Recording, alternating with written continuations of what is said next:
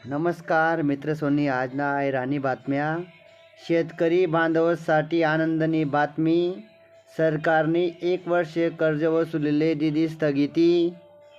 आते घर बटीसन पालक डिजिटल पेमेंटद्वारे शाळांनी फी भरू शकतस। डिजिटल पेमेंटले वाढावासाठी सरकारने लिधा निर्णय। स्वास्थ्य विभागना कंत्राटी कर्मचारीसले सरकार 15% मानधन वाढावशे।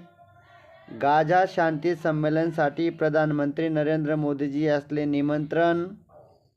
पुढली महत्त्वाची बातमी, सहारा इंडिया गुंतवणूकदारसना खातामा पैसा येवाले सुरुवात व्हयेल शे।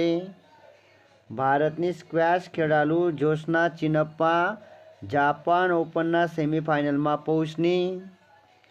काँग्रेस जम्मू काश्मीरमा राज्यसभाना चुनाव निवडणूक नहीं लढावशे।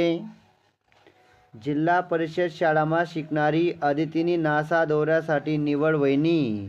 आणि सर्वात महत्त्वाचा विषय म्हणजे या अदितीना वडील हमाली काम करतात। साधारण कुटुंबनी विद्यार्थिनी तिने नासासाठी निवड व्हयनी मित्र सोनी।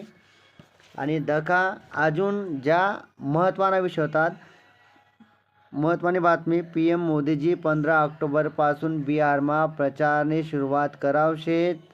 स्टेट बँक जी भारतनी महत्त्वाची बँक आहे, ती 2030 पर्यंत 30% महिला कर्मचारी वाढावावशे। डिजिटल पेमेंट 2025 मा 35% वाढ व्हयनी। धन्यवाद मित्र, तुम्ही बातम्या ऐकत